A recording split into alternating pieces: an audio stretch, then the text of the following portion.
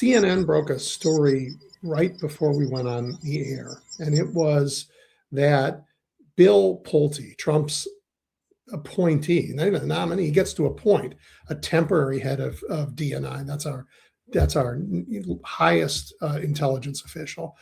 He showed up to his office a day early. He showed up there and he asked about private jets that would take him, to where he needs to go.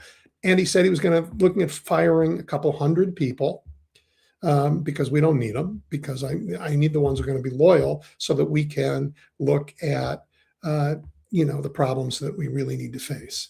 And I want to ask you, do you remember in September, the president published this thing that was his National Security Presidential Memorandum 7. And at the time I read it and was terrified. And then Pam Bondi issued after that directions on how it was going to work. They were going to fund this stuff, all to look at groups that they described as maybe they're anti-Christian, maybe they don't have the same sense of what America is that we have, maybe they aren't sufficiently loyal. I mean, just basically anybody, broad, like anybody could be a terrorist. We don't even have law about domestic terrorists, but they said, yeah, they're going to be, and we're going to use the government to go after them. And we've already seen this. We've seen it with the Southern Poverty Law Center. We see it with a voting rights group in Ohio last week. And I worry that Bill Pulte is showing up and saying, I can fire a couple hundred people because who needs them? I just need the ones who are focused on this. Means we are in for a very dangerous time twice. One, the intelligence apparatus that we put together is coming after Americans. And two, they're not paying attention to the rest of the world. Yeah. So the Bill Pulte's nomination, the statutory requirement for that job is that it is somebody with intelligence experience. It is somebody who is an expert in intelligence. Bill Pulte is not an expert in anything. Yes. He doesn't have intelligence or expertise in intelligence. Yeah. Let alone defense intelligence, national security. Yep. I'm going to sound like a broken drum, but I keep a broken record, but I keep wanting to beat this drum here of like, this is Congress. Like, Congress, you can stop this from happening. You can impeach the president. You can impeach Pulte. You can remove him from his job.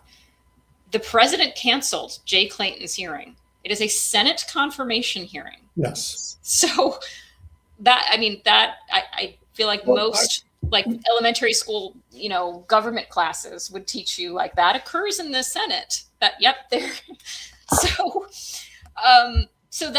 That tells you where we are. And so, Margaret, it is a fact. This is where we are. So the question is what to do about it between now and when we can change Congress, because Congress started to get broken in the 1970s.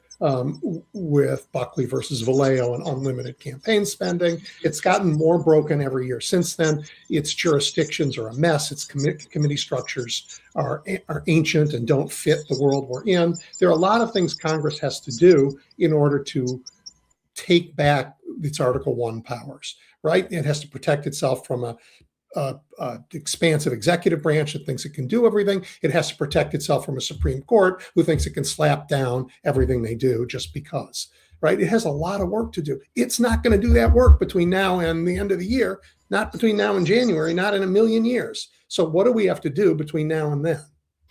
I think a lot of this is going to fall to states' attorney generals. I think it is going to be up to localities and to basically a localized law enforcement or governance structure to protect their ballots. If you don't think Pulte's going straight for the midterms, like you're not paying attention. Like that is, everything is happening before our eyes. Yes, and the Congress you're talking about is looking at it and going, nah. Correct. The warning, it's not even a warning sign. It's just a sign. It's here. So I think that localities need to prepare for that. I think states attorneys general need to prepare for that. I think they need to gear up for in state courts and federal courts, Article 3 courts, to protect the integrity of ballots and of states' abilities to conduct elections, how states need to conduct elections, how they do it in accordance with their own laws. But what that doesn't solve, unfortunately, is the sort of shaking confidence in the system itself. Because as we've all seen from Trump's ability to command people's consciousness after the 2020 election, simply casting doubt on the election can galvanize a dangerously large amount of people who believe what they see online and who believe what they see on X. So the idea that Pulte could just seize ballots, could say that elections were done improperly, or could otherwise cast doubt that he's going to be supported by the sort of sycophants that populate the rest of the cabinet.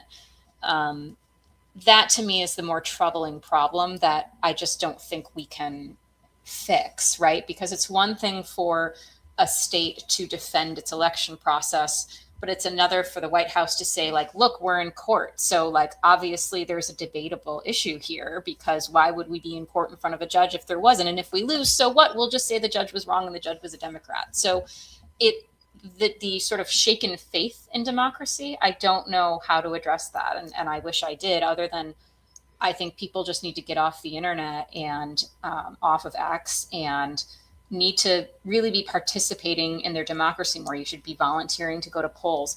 I've said that, my dad volunteers at the polls. I have some friends that volunteer. And I've said, if you ever, did one of those things, you would realize how impossible it would be to have a conspiracy to rig an election if you just understood that there are really honest, involved citizens who want to contribute to this core function of democracy, and who are putting their volunteer time into it. You would see how really organized and complex it is, but also how freaking impossible it would be to coordinate across all of these districts and all of these states, and all just be in complete lockstep of whatever this election conspiracy is.